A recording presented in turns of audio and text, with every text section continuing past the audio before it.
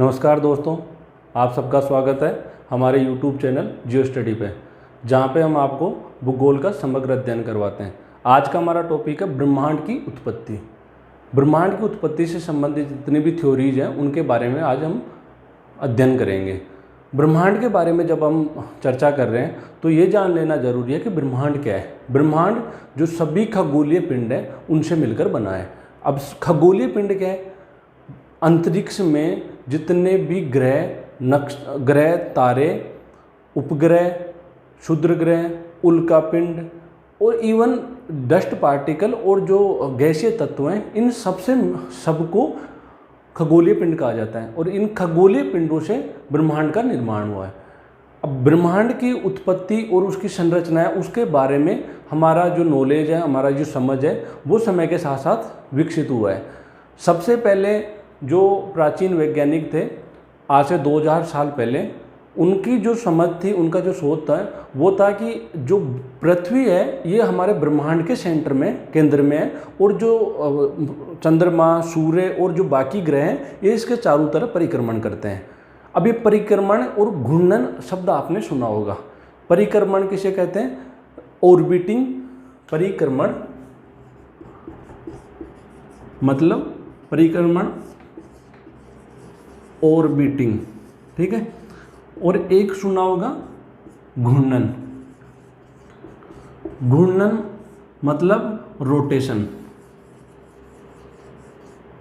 Rotation. अब ये परिक्रमण क्या होता है? किसी भी ऑब्जेक्ट का, वस्तु का, व्यक्ति का, किसी भी ऑब्जेक्ट के, किसी भी वस्तु, व्यक्ति के चारों तरफ उसके चक्कर लगाना, उसके तरफ घूमना। जैसे ये सूर्य है, इसके चारों तरफ पृथ्वी अपने कक्ष में घूर्णन करती है। इसके चारों तरफ पृथ्वी अपने कक्ष में घूर्णन करती है, परिक्रमण करती है। इसको परिक्रमण कहेंगे, ठीक है, परिक्रमण कहेंगे। अब पृथ्वी अपने अक्ष पे, ये इसका 23.5 डिग्री झुका हुआ है इसका अक्ष, ठीक है। तो ये अपने अक्ष पर ये पश्चिम से पूर्व की ओर घूर्णन करती है। पश्चिम से पूर्व की ओर, जैसे कि ये पृथ्वी है और ये 23.5 डिग्री जो की हुई है, ये पश्चिम से पूर्व की ओर इस तरीके से घूर्णन कर रही है अपने अक्ष पर, एक निश्चित अक्ष पे। इसको घूर्णन कहेंगे, रोटेशन कहेंगे। तो प्राचीन वैज्ञानिकों का मानना था कि जो पृथ्वी है वो हमारे ब्रह्मांड के सेंटर में है और इसके चारों तरफ जो जितने भी ग्रह हैं वो इसके चारों तरफ घूर्णन कर रहे हैं। ऐसा सबसे पहले टोलमी साहब ने कहा 140 ईस्वी में। टोलमी साहब ने कहा, जिसको जियोसेंट्रिक थ्योरीज कहा गया, पृथ्वी केंद्रित सिद्धांत कहा गया। इन जो थ्योरी थी जिसके अंदर पृथ्वी को ब्रह्मांड का केंद्र माना गया, उनको पृथ्वी केंद्रित या भू केंद्रित सिद्धांत कहा गया, जिसका प्रतिपादन सर्वप्रथम टोलमी साहब ने किया। इसके बाद में जो वैज्ञानिक आए, जैसे 1543 ईस्वी में सबसे पहले निकोलस कोपरनिकस थे। निकोलस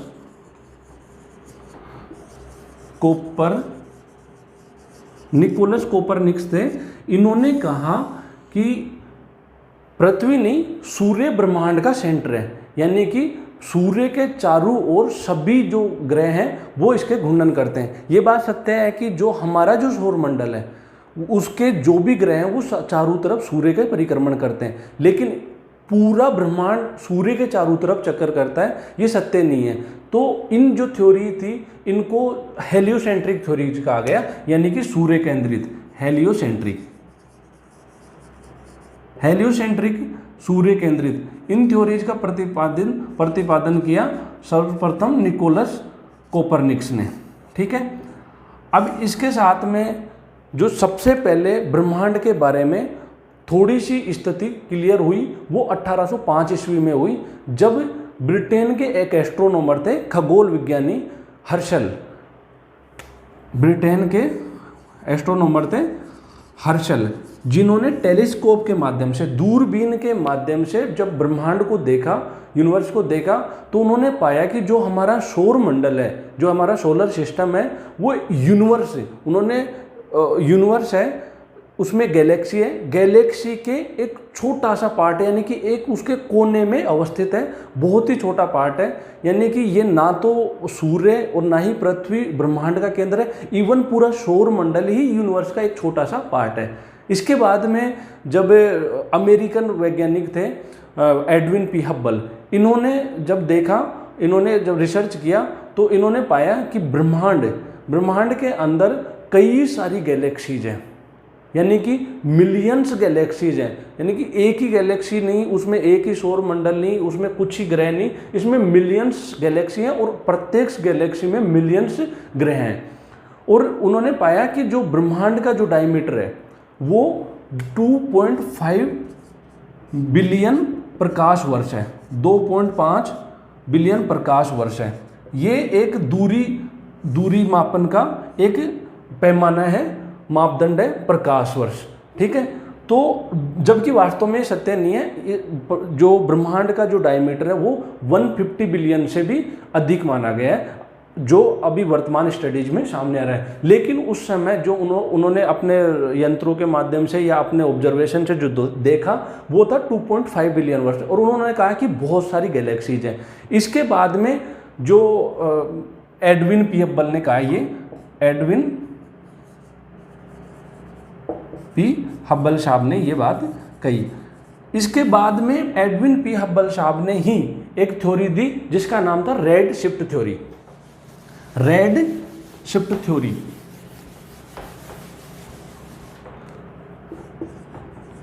रेड शिफ्ट थ्योरी जो हब्बल साहब ने 1929 में दी। इस थ्योरी के अनुसार ब्रह्मांड का एक्सपांशन हो रहा है, यानी कि ब्रह्मांड विस्तरित हो रहा है, ब्रह्मांड फैल रहा है। अभी इन्होंने इसको परिमाणित करने के लिए इन्होंने एक यंत्र लिया जो प्रकाश लाइट यंत्र था, लाइट, जिसमें जैसे कि प्रकाश है, प्रकाश में 7 कलर्स होते हैं। प्रकाश 7 कलरों के बैंड से मिलकर बना होता है, जिसको स्पेक्ट्रम कहा जाता है, जिसके एक छोर में सबसे लघुतम तरंग दैर्घ्य का कलर होता है और उसके दूसरे छोर में दीर्घतम तरंग दैर्घ्य का कलर होता है। जो लघुतम तरंग दैर्घ्य वाला कलर है वो बैंगनी कलर है, और जो दीर्घतम तरंग दैर्घ्य वाला कलर है वो लाल या रेड कलर है, वायलेट कलर है। अब इसके बीच में बाकी 5 कलर आएंगे, ठीक है। अब ये तरंग दैर्घ्य क्या होता है इसके बारे में हम जान लेते हैं। तरंग दैर्घ्य होता है जो तरंग की जो दो बिंदु, या तो अपन इनके जो टॉप है वो ले सकते हैं, या इसका गर्त है वो ले सकते हैं। इन 2 गर्तों के बीच की दूरी को तरंग दैर्घ्य कहा जाता है। अब जिन 2 गर्तों के बीच में अधिक दूरी होगी तो उसको दीर्घ तरंग दैर्घ्य, यानी कि दीर्घ तरंग दैर्घ्य कहेंगे या लॉन्ग वेवलेंथ कहेंगे, और जिनकी कम दूरी होगी उसको लघु तरंग दैर्घ्य कहेंगे। जैसे कि इसके अंदर 2 टॉप के बीच की दूरी इसकी तुलना में अधिक है, इस वजह से इसको दीर्घ तरंग दैर्घ्य कहा जाएगा। अब एक शब्द और सुना होगा आपने, तरंग आवृत्ति, यानी कि वेव फ्रीक्वेंसी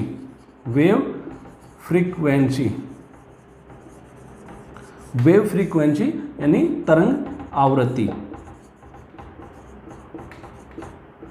अब दो तरंग आप देख रहे हैं, इसके अंदर ये 1 मीटर लंबा मान लीजिए ये तरंग है, ये भी 1 मीटर मान लीजिए लंबा तरंग है, ठीक है। अब इस दोनों तरंगों के बीच में इसकी आवृत्ति कम हो रही है लाल कलर की, और जो वायलेट कलर है उसकी आवृत्ति अधिक हो रही है। तो इसकी जो तरंग आवृत्ति है वो अधिक होगी और इसकी जो लाल रंग की तरंग आवृत्ति वो कम होगी। इसका मतलब क्या हुआ, जो दीर्घ तरंग दैर्घ्य होता है जिस तरंग में, उसकी जो आवृत्ति है वो कम होगी, और जिसमें लघु तरंग दैर्घ्य होता है उसमें तरंग आवृत्ति अधिक होगी। अब ये जो बीच में छोटे छोटे शब्द आते हैं वो कई स्टूडेंट हैं, मोस्टली स्टूडेंट आप इन सबसे परिचित होंगे, लेकिन कई स्टूडेंट हैं जो इन शब्दों से परिचित नहीं हो, उनकी जानकारी के लिए मैं ये सब बता देता हूँ। ठीक है, तो इन सबको तो बाकी चीज़ें हैं इनको मैं मिटा देता हूँ। अब इन्होंने एक यंत्र लिया हब्बल साहब ने, उसके अनुसार क्या होता है कि जब ये कलर्स होते हैं इनके ये जो स्पेक्ट्रम होता है इसके पास से कोई ऑब्जेक्ट गुजरता है या कोई ऑब्जेक्ट पास आता है, तो उसके साउंड की वजह से या फिर उसके शैडो की वजह से, छाया की वजह से जो कलर है ना, वो जो वॉयलेट कलर है वो सबसे हैवी हो जाता है। जैसे ही कोई इधर से कोई ऑब्जेक्ट आ रहा है और इसके पास में आ रहा है, ठीक है, ये कोई ग्रह है वो इसके पास में आ रहा है, तो इस लाइट के अंदर एक पूरी लाइट होती है, उसमें सारे कलर्स विद्यमान होते हैं, तो उसमें सबसे ज़्यादा जो हाईलाइट है, जो सबसे ज़्यादा प्रोमिनेंट कलर होगा वो बैंगनी कलर हो जाएगा। जैसे जैसे ये ऑब्जेक्ट है इस लाइट से दूर जाएगा तो लाल कलर है वो प्रोमिनेंट हो जाएगा। तो उन्होंने देखा कि जब कोई पिंड है वो पास में आता है तो बैंगनी कलर, और जो दूर जाते हैं तो लाल कलर, रेड कलर उस प्रकाश में, उस लाइट में दिखाई देता है। तो इस प्रकार से उन्होंने देखा कि ब्रह्मांड के अंदर जो ब्रह्मांडीय पिंडों का, यूनिवर्स का जो एक्सपांशन हो रहा है, जो रेड शिफ्ट के, यानी कि ये जो बैंगनी है वो रेड के ऊपर शिफ्ट कर जाता है, इस वजह से इस थ्योरी को रेड शिफ्ट का नाम दिया गया। इसके अलावा एक थ्योरी और है जिसका नाम है स्पंदन सिद्धांत, पल्सेटिंग थ्योरी, स्पंदन सिद्धांत। इस थ्योरी में कहा गया कि ब्रह्मांड है उसका एक्सपांशन तो हो रहा है, एक्सपांशन हम मानते हैं कि एक्सपांशन हो रहा है। ये ब्रह्मांड है, इसमें जो गैलेक्सीज हैं उनकी संख्या बढ़ रही है और ये इनके बीच की जो दूरी है वो भी बढ़ रही है और ये दूर होते जा रहे हैं। ये जो गैलेक्सी एक दूसरी गैलेक्सी से दूर होती जा रही हैं, ठीक है। लेकिन इन्होंने कहा कि ये पॉसिबल है कि ये जो एक्सपांशन है एक निश्चित समय पे स्टॉप हो जाए और उसके बाद में जो सारे जो यूनिवर्स हैं, ये गैलेक्सीज हैं, वो वापस संकुचित होना स्टार्ट हो और एक निश्चित आकार पे आके ये जो ब्रह्मांड है पूरा वो संकुचित हो जाए। और उसके बाद में ये जो संकुचन है वो वापस, ये जो संकुचन हुआ उसका वापस विस्फोट हो सकता है और उस विस्फोट से वापस एक्सपांशन हो सकता है। इसका मतलब स्पंदन से ही, स्पंदन शब्द से ही हमें कुछ समझ में आ रहा है कि जैसे हमारा हृदय है वो एक बार संकुचित होता है, उसके बाद में एक्सपांस होता है, विस्तरित होता है और एक बार संकुचित होता है। उसी प्रकार से इस थ्योरी में बताया गया कि ब्रह्मांड का एक बार तो संकुचन होगा और उसके बाद में एक्सपांशन होगा, ठीक है। अब हम चर्चा करेंगे जो ब्रह्मांड की उत्पत्ति से संबंधित जो मोस्ट पॉपुलर थ्योरी है, बिग बैंग थ्योरी के बारे में। Big bang theory, big bang theory यानी कि महाविस्फोट सिद्धांत।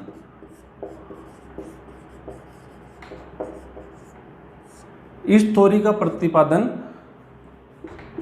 जॉर्ज लेमेत्रे, जो एक बेल्जियन प्रीस्ट थे, बेल्जियन पादरी थे, इन्होंने दिया। इन्होंने कहा कि जो ब्रह्मांड जिन तत्वों से, जिन पदार्थों से, जिन मैटर से मिलकर बना हुआ है वो एक समय पे, आज से 13.7 बिलियन वर्ष पूर्व के समय में वो सभी एक छोटे से गोलक, एक टाइनी बॉल जिसके अंदर एक एकाकी परमाणु के रूप में विद्यमान थे, उसे जो बिल्कुल अदृश्य, जो अकल्पनीय रूप से जो स्मॉल जो गोलक था, वो जो कण था, अणु था, उसका जो टेम्परेचर था वो अनंत टेम्परेचर था और असीमित उसका घनत्व था। जैसे कि एक कुकर है, कुकर के अंदर हम जितना उसके ऊपर टेम्परेचर बढ़ाएंगे जितना उसमें गैस बढ़ती जाएगी। एक समय होता है कि उसमें जो गैस है वो निकलती जाती है उसके सीटी के माध्यम से, लेकिन यदि हम उस सीटी को बंद कर दें और अपन उसको उसका हीट है ना वो चालू रखें तो एक समय ऐसा आएगा कि वो फूट जाएगा, बिकॉज उसके अंदर ऐसा कोई स्पेस नहीं बचता है कि वो उस गैस को, उस टेम्परेचर को, या उसके अंदर जितना गैस भरा हुआ है उसको बर्दाश्त कर सके, यानी उसका घनत्व है वो फुल सैचुरेटेड हो जाता है। उसी प्रकार उस जो कण था उसका जो घनत्व था वो फुल सैचुरेटेड था। इस वजह से उसका महाविस्फोट हुआ। विस्फोट इतना कि एक जो छोटा कण है उसका विस्फोट इतना हुआ कि कुछ ही सेकंड में वो मिलियंस बिलियंस किलोमीटर दूर तक उसकी जो कण थे, उसका जो ऊर्जा थी वो फैल गई। जो ऊर्जा कण थे, जो ऊर्जा वो समय के साथ में उन ऊर्जा का पार्टिकल मैटर्स के रूप में उनका रूपांतरण हुआ और उनसे ब्रह्मांड का निर्माण हुआ, यानी कि उसके गैलेक्सीज का, ग्रहों का, उपग्रहों का, उल्का पिंडों का, क्षुद्र ग्रहों का, इनका उनसे निर्माण हुआ। वो जो एक्सपांशन था, जो वो उसका विस्तार हो रहा था जो ऊर्जा कणों का, वो आज भी जारी है। ये एक छोटे से उदाहरण के रूप में उन्होंने समझाया कि एक गुब्बारा लीजिए, एक अपन ने गुब्बारा लिया, ये छोटा सा गुब्बारा है, इसके ऊपर जो यूनिवर्स वो गैलेक्सीज हैं, गैलेक्सी को अपन एक पॉइंट के रूप में मार्क कर देते हैं, ये गैलेक्सीज हैं। जैसे अपन ने यहाँ पे 4-5 गैलेक्सीज मार्क कर दी। अब इस गुब्बारे में हम हवा भरेंगे, हवा भरेंगे तो आप जानते हैं गुब्बारा फूलेगा। जैसे जैसे ये गुब्बारा फूला तो इनके जो बीच की जो दूरी है, जो ये जो गैलेक्सीज हैं उनके जो बीच की दूरी है वो बढ़ जाएगी, इनके बीच की दूरी बढ़ जाएगी। इससे ये साबित करने में ये सक्षम है कि ब्रह्मांड के अंदर जो ऊर्जा कण थे वो दूर जा रहे हैं, उनके अंदर इतना प्रवाह है कि वो बहुत दूर जा रहे हैं और उनका एक्सपांशन हो रहा है। तो हमने इसके अंदर हवा भरी तो ये जैसे जैसे बलून बढ़ा, जैसे जैसे स्पेस के अंदर, स्पेस में वो दूर जाते गए तो उनका गैलेक्सीज का विस्तार होता गया, यानी कि ब्रह्मांड का विस्तार। उसी तरीके से जैसे जैसे बलून बढ़ा तो इन जो गैलेक्सीज है उनके बीच की जो दूरी है वो भी बढ़ी। लेकिन ये जो गुब्बारे वाला जो एक्सपेरिमेंट है ये कुछ हद तक ही इस थ्योरी को, यानी कि ये अपना जो उदाहरण है उसको पूरा करने में सक्षम है। क्यों? क्योंकि ये आंशिक रूप से सत्य है। क्योंकि अब इस चीज़ में अपन देखेंगे कि इस गुब्बारे के अंदर इन जो गैलेक्सीज के बीच की दूरी तो बढ़ी रही है, साथ में आपने ये नोटिस किया होगा कि जो डॉट किया था अपन ने, मार्क डॉट किए थे, इनका भी साइज बढ़ गया, यानी कि जो गैलेक्सी थी गैलेक्सीज का भी साइज बढ़ गया। लेकिन ये सत्य नहीं है। अभी इस थ्योरी के जो अल्टरनेट के रूप में, वैकल्प के तौर पे एक थ्योरी दी जो बोंडी, गोल्ड और फ्रेड होयल नाम के वैज्ञानिकों ने एक थ्योरी दी, स्थिर अवस्था सिद्धांत। स्थिर अवस्था सिद्धांत, स्टेडी स्टेट थ्योरी। वैज्ञानिक है बोंडी, गोल्ड, फ्रेड होयल, ये वैज्ञानिक, इन्होंने कहा कि ब्रह्मांड जो देखने योग्य ब्रह्मांड है, जिसको हम ऑब्जर्व कर सकते हैं, यानी कि ब्रह्मांड इतना बड़ा है कि आज भी हम उसको पूरी तरीके से खोज नहीं पाए हैं, उसको हम पूरी तरीके से देखने में सक्षम नहीं है। इस वजह से इन्होंने कहा कि जो देखने योग्य यानी दृष्टीय जो ब्रह्मांड है वो कांस्टेंट है, यानी कि स्थिर है। उसके ये ब्रह्मांड है, ये पूरा अंतरिक्ष है, इसके अंदर इतना ही ब्रह्मांड हमारे वैज्ञानिक आज अपनी जो वैज्ञानिक खोज हैं, जो वैज्ञानिक यंत्र हैं, उनके यंत्रों के माध्यम से इतने ही ब्रह्मांड को देख सकने में कामयाब हुए हैं। तो इनके बीच, इनके अंदर जितनी भी गैलेक्सीज हैं वो कांस्टेंट है, उनके बीच की दूरी नहीं बढ़ रही है, ठीक है, वो कांस्टेंट है। और जो गैलेक्सीज नई निर्माण हो रहा है, जिनका जो नई गैलेक्सीज बन रही हैं, वो जो आउटर स्पेस है, इसके बाहर का स्पेस है जो हम देख नहीं सक रहे, उसके अंदर बन रही हैं और उस स्पेस को फिलअप कर रही हैं, उस स्पेस को भर रही हैं। ये इनका मानना है कि ब्रह्मांड है वो जो देखने योग्य ब्रह्मांड है वो कांस्टेंट है, जो बाहर का ब्रह्मांड है वो जो खाली है जिसको हम देख नहीं सके, उसके अंदर नई गैलेक्सीज का निर्माण हो रहा है। इसको लेकर जो बहुत बड़े पैमाने पर एक रिसर्च हो रहा है वो European Organization for Nuclear Research नामक एक संस्था है। ERN नाम, शॉर्ट नेम इसका है। इसका पूरा नाम है European Organization for nuclear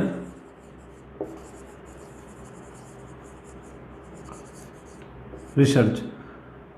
nuclear research, इसके द्वारा रिसर्च किया जा रहा है जो स्विट्जरलैंड और फ्रांस के जो बॉर्डर पे है, जेनेवा के नज़दीक समीप एक 27 किलोमीटर लंबी पृथ्वी के अंदर आंतरिक भाग में सुरंग खोद के और उसमें ट्यूब नुमा कुछ संरचना बना के उसके अंदर जो ब्रह्मांड की जो उत्पत्ति हुई उस समय के उस तरीके के जो फिनोमेना है उस परिघटना को दोबारा क्रिएट करके इस घटना को समझने का प्रयास किया जा रहा है, जिसका नाम है लार्ज, इस प्रोजेक्ट का नाम है लार्ज हैड्रन कोलिडर। लार्ज हैड्रन कोलिडर इसका नाम है, LHC।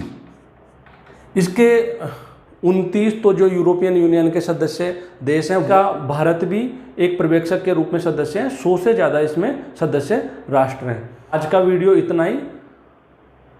वीडियो को लाइक करो, शेयर करो, और जो भी आपको रिव्यू देना हो, जो भी आपको कमेंट देना हो, जो भी सजेशन देनी हो तो प्लीज़ कमेंट करो और चैनल को सब्सक्राइब करो।